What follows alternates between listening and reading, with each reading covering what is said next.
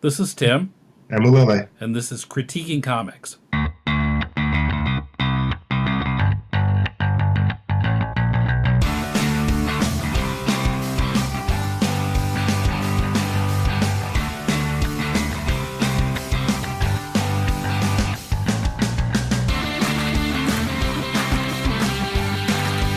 Welcome to Critiquing Comics. This is Tim with Mulele in Tokyo on Skype, but we're talking about paper comics, which the ones that we both have copies of that we picked up at Cat and Kaigai.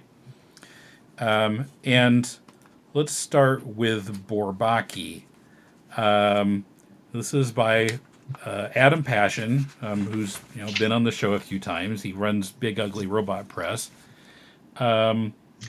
Now, it's a short story. It's a true story about French mathematician Andre Weil, arrested in Helsinki in 1929 for espionage with a fake passport and the name Nicholas Bourbaki, and the elaborate story behind that fake name.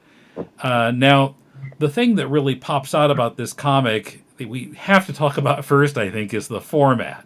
Yeah.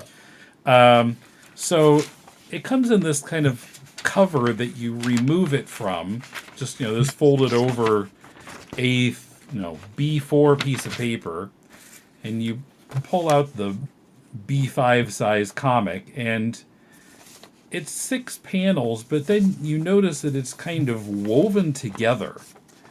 It's got 6 perfectly square panels, and you read those, and then see if I can describe this in audio only. I'm going to have to put photos on the website. You fold it forward, fold both sides towards you, and then you pull apart the back edge into another page of 6 more square panels. And then you read those, and you do the same operation again and read 6 more, and then you turn it over and read the last page. And I suppose that he was, I don't know, maybe trying to symbolize the sort of Byzantine nature of the story in the comic. I don't know what. It's kind of like you pick this up and you're like, okay, now what's going on here? How am I supposed to read this? But it's kind of interesting. Yeah, it is. It is a little bit of work, but it is kind of interesting, and I think it lends itself well to the story that's trying to tell. Mm-hmm. It kind of stays within theme or within character, I guess. Just real quick, on the back of the B4 paper, that in cases it says directly. I'll just read the first paragraph here. This comic is printed on a geometric shape called a tetraflexagon, which means that there are 4 pages to this comic, even though there are only 2 visible at any given time. The hidden surfaces can be exposed by folding the page in half, opening from the middle. And, right. And there's a whole instruction there. Well, what I keep being reminded when we do these comics is always look at the back cover, because there's important information there that I tend to overlook. Last time we talked about Cat and Kaigai comics on the show a couple weeks ago, I was trying to remember how Felipe and Julia came up with the name of their comic, and it turns out she pointed out to me after the podcast went up, it's on the back cover. Feijoada is a traditional Brazilian stew of black beans and pork. It's all explained on the back, but I was like, what did she say? Yeah. So cover. This comic, even though there are instructions, being that this is my first time with a tetraflexagon, I made some mistakes in reading.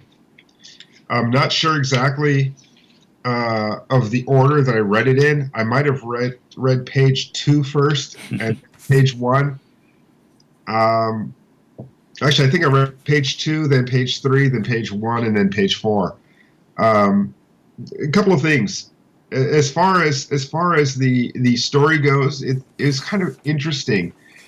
It didn't really seem to matter which page I started with and ended with. Huh. Um, all of the information is um, succinct enough that it can be read in any order and understood. And there is no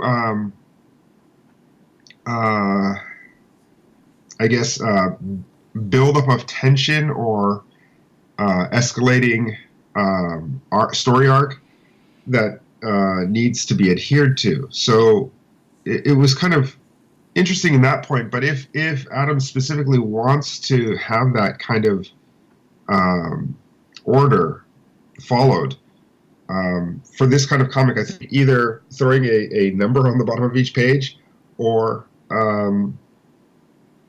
structuring the story so one thing leads to another. So maybe one page, maybe page 2 and page 3. Page 2 ends in a certain way, and then page 3 kind of picks up where that left off. Mm-hmm. I think, but the rest of it could be kind of read in any order. So it was a little bit confusing, as it's my first time for this kind of book, but it was quite interesting. And I always like Adam's writing. I never know what he's going to bring. It just story-wise, comic-wise. I mean, the art style I'm used to. I mean, his drawing style I'm very familiar with, but and that doesn't change so much. But the subject matter is always something different, and that's always very interesting.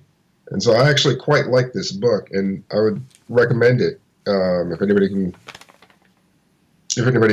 sees it online or in person. Pick it up.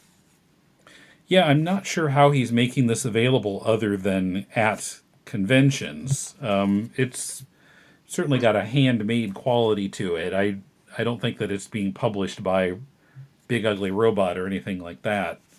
Well, I mean, it technically is. It's got the logo on the back, but yeah, I have it on good authority that if you fly to Japan, you can pick them at a convention. But yeah.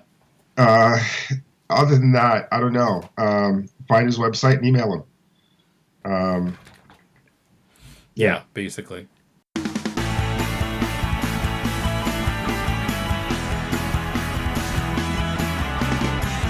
So next, so Adam sent us both this big ugly robot publication, Run Boys Run, by Michiru Morikawa. Now this turns out to be volume 2, which is not apparent unless you look at the small print on the second page, which I think you should put that 2 pretty prominently on the cover if it were me, but yeah, because it's a little hard to grasp that. And now reading the story, there were some points that were fuzzy to me, and I wasn't sure if it was the fault of the writer or the fault of the fact that I haven't read the first volume. Uh-huh. I don't know. Did you see the first volume? Nope.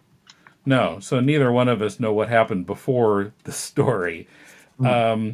But yeah, I found some parts kind of difficult to understand. We start out with this character who appears to be a young boy and talking about how he woke up in a laboratory with in some kind of a machine with tubes and wires up to him. And what I had to kind of figure out after I read this for a while was that apparently that happened in some other world, and now he has somehow gotten to Earth from there, I guess. Mm-hmm. And his name is Robo, although that was a little fuzzy to me too, because there's a page where other weird stuff is happening, and another character says Robo, and it wasn't clear to me what he meant by Robo. Eventually, I figured out that it was the other character's name. Mm. Um, and there were other things about this that were kind of fuzzy to me in terms of, I mean, the art style is really nice. Mm. And I don't know how to describe what's going on in the story exactly, but there are, well, as the title suggests, there are a number of underage male characters, boys. Although some of them I didn't get to know very well. And there's some other characters kind of hanging around too, but without having read Volume 1, I guess I wasn't quite sure what to what to think about them, or really I didn't know them at all. Mm. Um, and I don't know. I did. What was this deal with the fighting floating rats? That's a little bit hard to discern just from volume 2. But Yeah. I just wanted to point out real quick. I see on the cover it does say "Run Boys Run 2." Oh yeah, there's a 2 hiding behind the title. Okay. Yeah, but the orange on red is a little bit hard to Mm-hmm. so it's kind of like a hidden 2. Yeah. I guess you know it if you know it. But I kind of walked into it. I didn't know anything about it when I started reading it, but by the end, I was familiar enough with it that I didn't really miss number 1. I kind of understand what their motivations are, but maybe a little bit more background information would help me enjoy it a little bit more. But I didn't find it unpleasant. Mm-hmm. The artwork is beautiful. And although I have to admit, I don't think that Michiru can draw boys doing push-ups. That scene goes on for a bit, and it seemed like a struggle every time she showed. I'm assuming Michiru is a woman, but every time. Most of his push-up part is actually doing the push-ups is kind of off the panel border. Yeah, that's a cheat. Yeah. For artists. Sorry to put it out there like that, but yeah, that's a straight up cheat. There was no defining shot to show the position and actions of both characters. I wasn't even quite sure what he was doing at first. Yeah, that's what I'm saying. It looks a little bit off, a little bit weird, and eventually you kind of get it. He's counting the number of push-ups he's doing, even though he never says the word push-ups, and we never actually see a full push-up being done in any sort of illustrative way. And also the perspective gets a little bit wonky sometimes when she has both characters in the same shot. That's the only scene that the only bit that seemed a little bit off about the artwork to me. But the rest of it is actually quite beautiful. It's a very manga style. Mm-hmm. Well, yeah, I like the style, but yeah, in other places too, I felt like sort of the framing of stuff was off, or the perspective we were getting on things. I wasn't sure. I just didn't. Well, for example, on page 38, where one of the boys turns into a wolf and is then hit with a fry pan, and I thought the fry pan hitting panel could have been done better. It didn't really have the impact that I wanted it to have, because there's too much motion line and not enough actual impact. And his face is kind of hidden by the little impact place and all the sound effect and motion line and whatever. And I thought that it should have had more of a focus on his face as he was being hit by the fry pan. I just thought that could have been done a lot better. Okay. And in some other places, I felt like maybe our point of view is too close to the action, that we need to kind of back up a little bit, Right. and get a larger view of what's going on in the panel, and certainly in the push-up scene, but other places too, maybe. But yeah, the art style itself I like a lot. It's just sometimes I wasn't quite sure what was going on, or didn't think we got a good enough look at it. So you're saying basically pull back just a little bit to show more of the action. Yes. Yeah. No, I agree with that. For a lot of the scenes there, it does seem just a little too close sometimes. Yeah. Yeah. Like the panels can be kind of filled up with faces and we can't really see anything else in the panel. Yeah. One thing,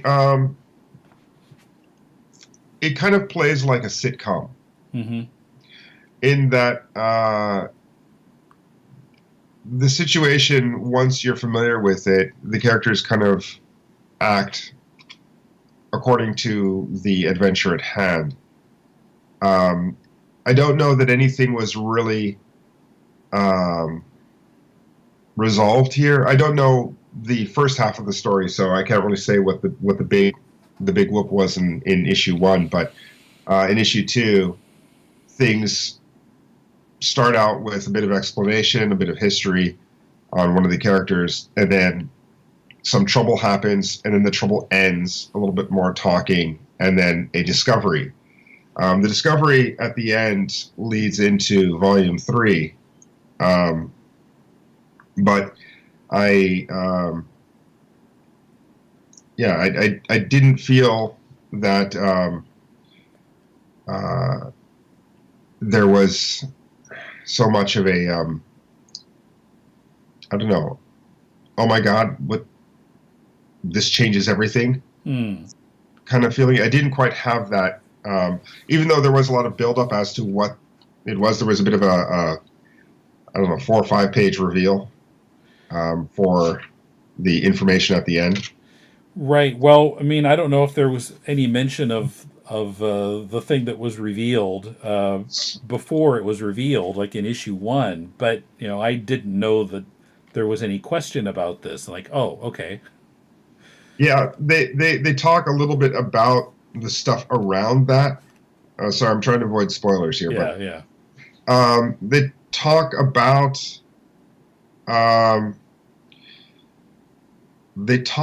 it by its absence in the discussion, and that is it's basically hinted at, but it's not overtly stated. It doesn't mean that the book falls flat. It just means that when it came to that point in the book at the end, I was like, oh, okay. But I wasn't like, oh, shit. What happens next? So even though it's kind of, it's a well done story, and as a volume, it kind of works really well. But starting from volume 2, perhaps that is what I'm missing. If I were thoroughly grounded in volume 1, perhaps volume 2 wouldn't seem as much like a sitcom to me. I kind of feel like Three's Company. But imagine watching a middle episode of Three's Company when suddenly Jack walks in dressed as a woman. You're like, what the hell is this? And then you realize by the end of the episode, oh, he shouldn't be living there with 2 women. That's why he's got to pretend. Then that's kind of how I feel about this one. Would it actually make a big difference if I read volume 1? Or would it be like seeing season 1, episode 1 of Three's Company, where, okay, this is the setup. Now I can run through all the other episodes in any order and wonder why the blonde suddenly changed actresses. Yeah, why does Mr. Roper think Jack is gay? Oh, that's why. Okay. Yeah.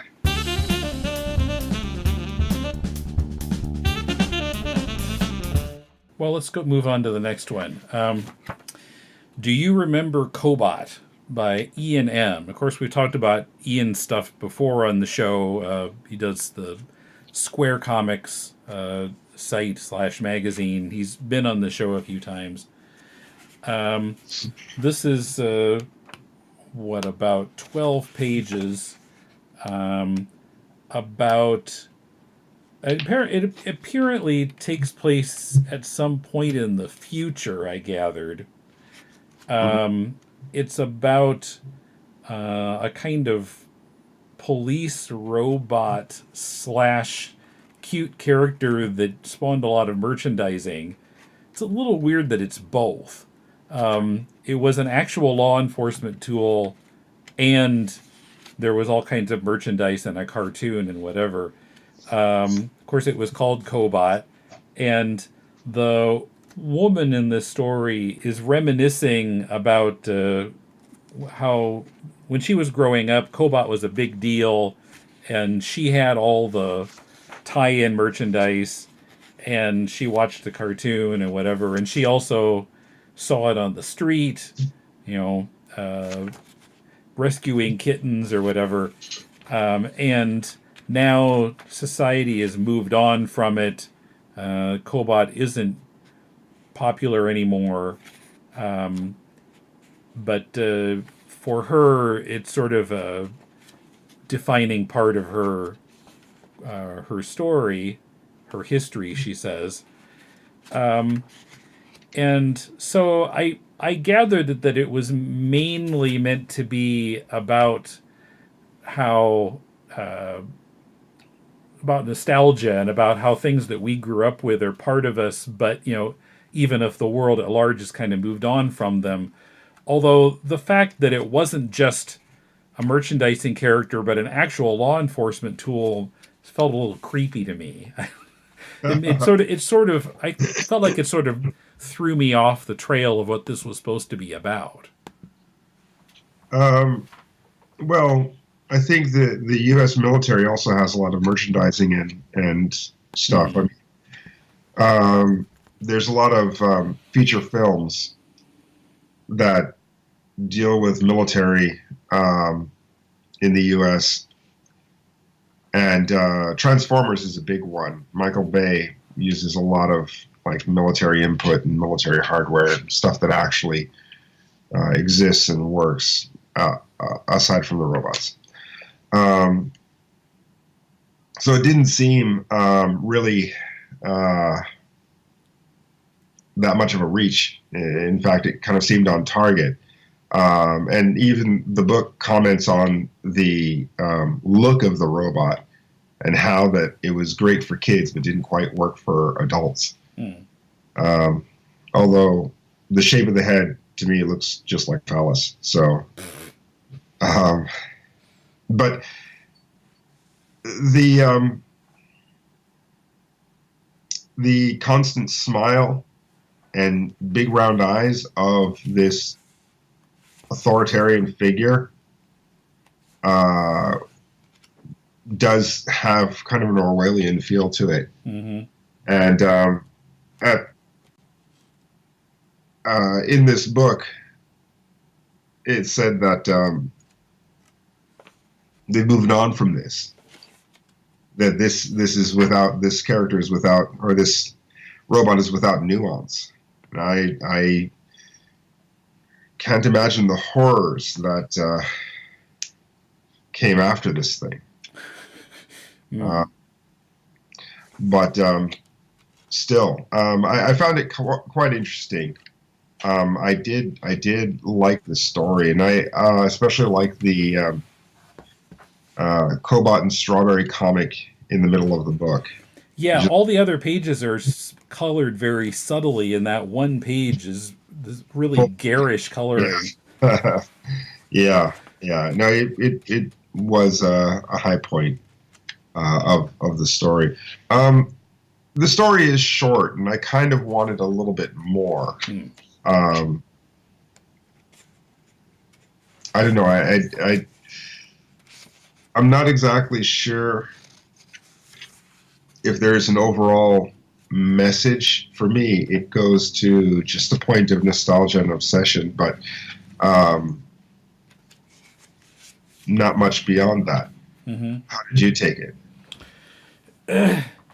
Yeah, well, I guess I felt kind of the same, although I don't know, that sort of Orwellian aspect makes me feel like there's something I'm missing.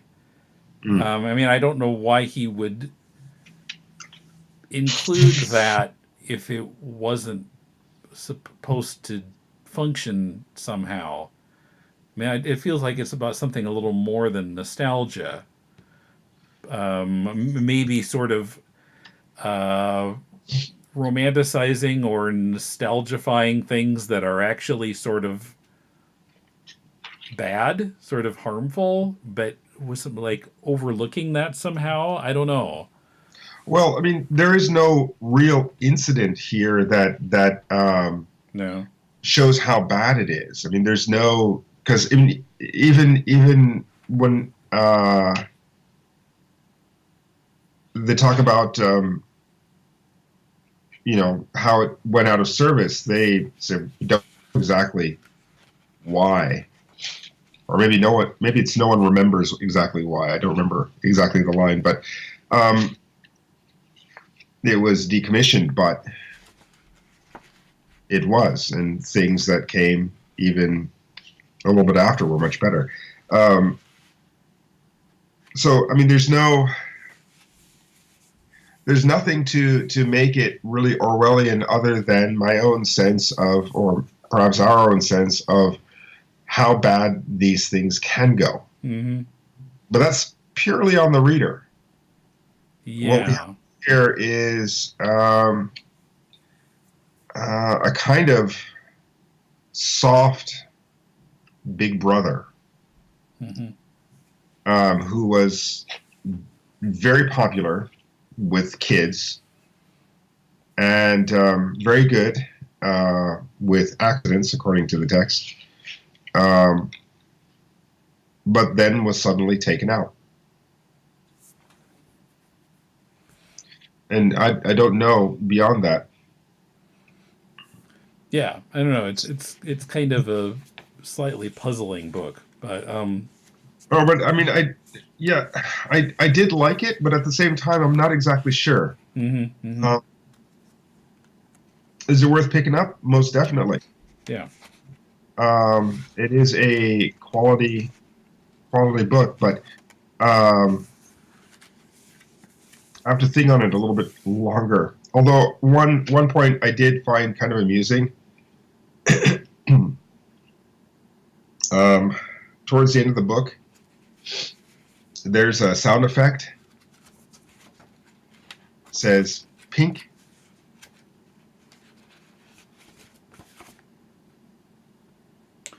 Yeah, when it's reading her palm. Yeah. She's now working in engineering, and she's getting into the area where the remaining cobots are stored.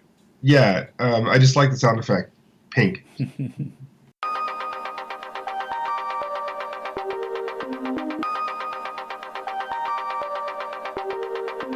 Lastly here, and also sort of in the nostalgia category, Natalie Andrewson's book Haunted. I went back and listened to my interview with her at Kaigai, and she was saying that so this came out last June, and then so she was in kind of a mood to do pictures of, as she said, witch folk and demons, magical women, dark images of women that are fantastical. Yeah, So no, I totally get that. So in August, she put out, and I didn't buy this, but a book called A Pocket Book of Witch Folk and Demons. Okay. Now, this story includes one such woman, and she told me that this woman is meant to represent the mountains of North Carolina, sort of calling Natalie back home. Oh, interesting. And that character is narrating this book. And so we see a woman who I guess is not necessarily Natalie, but is probably very close to being Natalie. She has much longer hair than Natalie. But so this woman, just like Natalie, is living in New York City, in a small apartment and whatever. And the fantastical woman representing the mountains of North Carolina is saying, well, I know you think about me all the time living there in New York, and you've got to come back to me soon. I'll let you stay there a little longer, but eventually you got to come back. So, and yeah, Natalie called it a book about being haunted by nostalgia. Mm. The art style is very loose. I mean, you can certainly tell what's going on in the panels, but yeah, it's looser than what we've seen her do before, I think. Yeah. But yeah, it works. The cover has some colors on it. The inside is all just blue lines. Yeah. I don't know. What did you think of this? I picked up this book because, well, number one, I like her work. And by the way, is it Andrewson or Andrewson? She always pronounces it Andrewson. Okay, fair enough. Um, the the cover is gorgeous. Mm-hmm. The blue and yellow printing with some overlap for greens is absolutely amazing.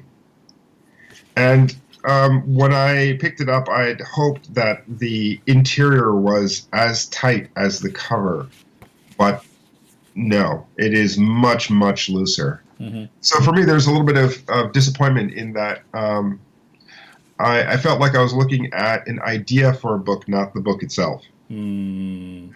And there is a lot of playfulness in the artwork, and a little bit less so in the story. The story does have a slightly more, I don't know, thoughtful idea to it. Mm-hmm. There are some pictures I do like quite a bit. The picture of her at the museum with her hands folded behind her legs. It's just kind of an odd pose, but it kind of works for the character. It's a very interesting emotional piece. But yeah, the picture of the witch towards the end of the book, I think it's the second to the last page. Yeah, is also really, really nice, really beautiful. I really, really like that. But some of the pictures that came before it, yeah, are a little bit too loose for me. I kind of wanted just a little bit more. Mm-hmm. Yeah, I would have liked it to be a little tighter also. Yeah, also the fact that it's just line work, not there are no tones, there's no gradation, there are no solid shapes to speak of. A couple of shadows here and there, but it's very, very slight, very minimal. I wanted just a little bit more meat to it, because the cover does give you such an impression of you're about to get into something really meaty. And the story-wise, sure, but the art-wise, no. And so I was a little bit disappointed compared to, for example, what was the one, Swim Team? Yeah, Swim Team Superstar, something like that. Swim Team Superstar and Big Sister. I also liked quite a bit, and we reviewed those a while back. Yes. Yeah, and those are the books that originally made me fall in love with her work. Mm-hmm. But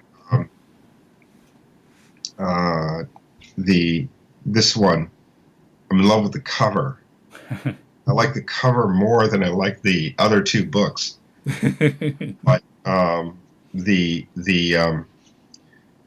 fact that the artwork is so simple and so loose, I did find to be a little bit less than I wanted. Yeah. But I do enjoy the book purely from a understanding of the story. Yeah, I mean, certainly we know she's done tighter work. I mean, looking at her website, looks like she's done some book covers for other people, and those are really tight. Yeah, Really nice work. yeah. No, I like her drawing style, and I like her sensibility for most of her work. It's just this one seemed to be a little bit light. And to say that the budget for a movie is it kind of defines the look and style of a lot of pictures. You can't do Star Wars on a $10,000 budget. But when you write comics, the budget is infinite. Well, it's actually more along the amount of time that you spend on it. Yeah. And I feel that this one came in a little bit too far under budget for what the story is. I suppose we should mention, again, she's using risograph to print this. So I guess the cover must have been just blue and green ink. You mentioned overlapping to make the green. Yeah. No, blue and yellow. Or blue and yellow. What did I say? I think you said blue and green. Yeah. Okay. Right. Anyway, blue and yellow ink to make a green. Yeah. Is it risograph or risograph? I don't know. Maybe I'm leaning towards Japanese pronunciation when I say riso, but maybe Americans who don't live in Japan say riso. I'm not sure. Well, I'm not trying to be funny here, but I find these days that I'm losing my grip on English. Yeah. It's not that I don't speak it all the time, but things kind of tend to bend when the people you're speaking to are not native speakers. Yeah. Yeah. Okay. Well, so those are the 4 books that we piled up for today. I think we've still got a few more from Kaigai and Kat that we haven't talked about yet. And of course, we also would like to see your comic. And if you'd like us to critique it, send a PDF or a link to mail@deconstructingcomics.com. We'll read at least 30 pages of it and critique it on the show. So till next time, this is Tim. But wait, there's more. Oh, okay. I have some questions. Okay. How's it going, Tim? So. So, 2017. How do you feel about it? Well, I don't know. I mean, in terms of what? Are we going to talk American politics here? Are you talking about me personally, or wherever you'd like to take it? Well, I think the American politics angle's been done to death. Yeah. Well, I am feeling a little frustrated with my life overall. I mean, podcasting is not a way to make money, I'm finding. Well, and I'm a little frustrated because I don't have enough time for some other things in my life. I'll mention here on the podcast for the first time, effective now, deconstructing, well, maybe not for the first time by the time you hear this, but Deconstructing Comics is going to be bi-weekly for the time being, as I try to free up a little more time. I'm not sure what I'm going to do with my English study podcast, Machigai podcast. I'm going to have to make that a little bit less work intensive also. To the Bat Pulls is going to stay the same because I'm enjoying that one a lot, but I don't really care if that one makes money. Wait a minute. You say you don't like talking to me? No. Yeah, no, To the Bat Pulls, every time you talk about it, I can hear the smile. So it's okay. Please do. But what is your plan for 2018? I mean, what are you going to free up the time for? Well, potentially more day job because I'm tired of scraping by all the time. Also, I'd like to be able to read some other things. I'm actually cutting back on my news reading this year. I decided because during the Christmas New Year's break, I did more like other reading, like kind of reading for pleasure, and it was kind of nice. Mm. So I'm trying to make a little bit more time for that. Sort of toying with the idea of getting back into making comics if I can devote enough time to that. Oh, We'll see how that goes. I just sort of something in my mind. I haven't actually done anything about it yet. is this a new thing or? Well, that I haven't even decided that yet. If it would be resuscitating Spider Hag or doing something else, I'm not sure. But I haven't. 2007. I spent the entire year slowly doing one page of Spider Hag, and since then I have done nothing, which has now been 10 years. All right. And I didn't think it was going to take this long to get back to it. Hmm. And I'd kind of like to get back to doing something in that vein. So you had a plan to get back to Spider Hag all this time. Well, certainly in 2008, I thought I was going to get back to it. But, podcasting just sort of took over. Hmm. And so it's been on a very far back burner.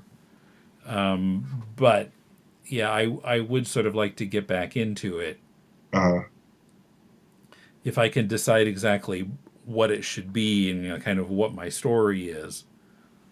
hmm. Okay. Okay. Well, no pressure, man. But if you need some support, let me know, and Okay. I'll help you what I can. How about you? What's your 2018 plan? Um, well, 2018. Um, there are a lot of comics that I really want to do. I really want to get to them, and I'm already in the middle of writing 2 or 3 stories. Like, if it's more than one story, I lose track of how many. But I've just completed the script on the first story, Cabbage Island, which I talked about a little bit ago, maybe last podcast. But after that, I've got a couple of other stories that I've been kind of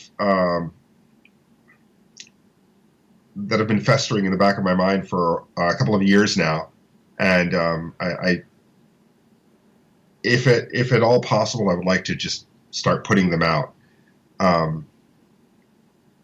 It's kind of a long project, so I had an idea to do like a weekly comic, but it'd be like 4 pages a week, and I don't know, that's kind of a big commitment. 4 pages a week or 4 pages a month? A week. Wow. So that's not a weekly comic. That's more like a daily comic. Well, I would actually put them out as mini stories.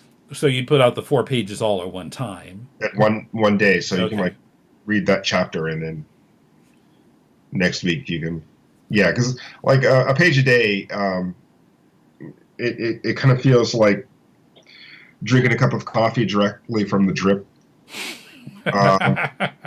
Yeah. Yeah, I'd rather give you the cup of coffee.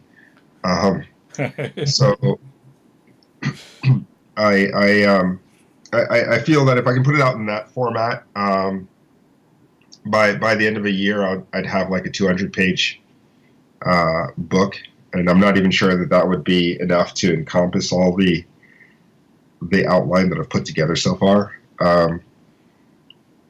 But yeah, and of course, not teaching as much these days, Hmm. obvious reasons, means that I have a lot of time to really focus on my career as a comic artist. So I'm looking at finding a publisher, getting my books into stores in the States. I would love to do that because my purely online sales are not cutting it. Hmm. And convention stuff is cute, but the conventions that I go to over here are meant for amateurs. And if I want to be professional, I have to go to a different convention. So in a couple of days, I'll get notification from TCAF as to whether or not I'll actually be able to Mm. go there. But if I can, I'll be in Canada this year. If I can't, then I've already gotten a table at San Diego, and I'll be there. But I can't seem to find anybody who wants to fly with me from Japan to San Diego to help me table. So I'll be tabling alone. This is going to be rough. 4 days.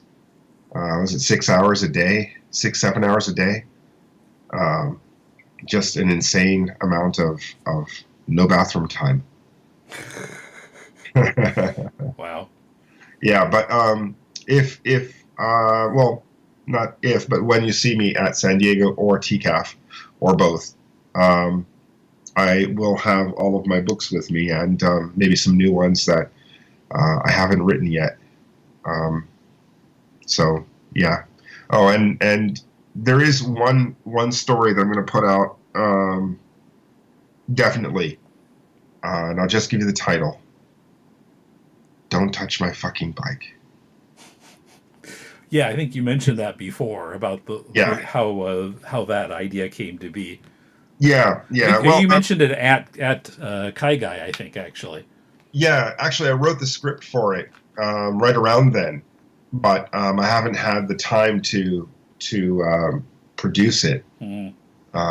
Also, I've been putting out the MindGator 2 stuff, sending that out to patrons.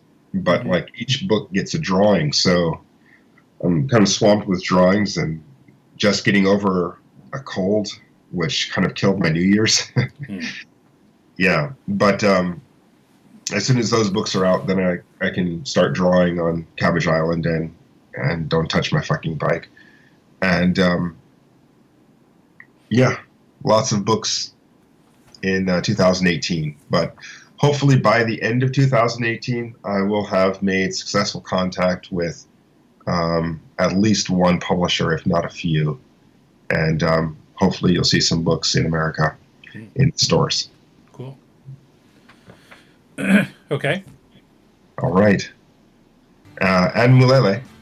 And thanks for listening to Critiquing Comics.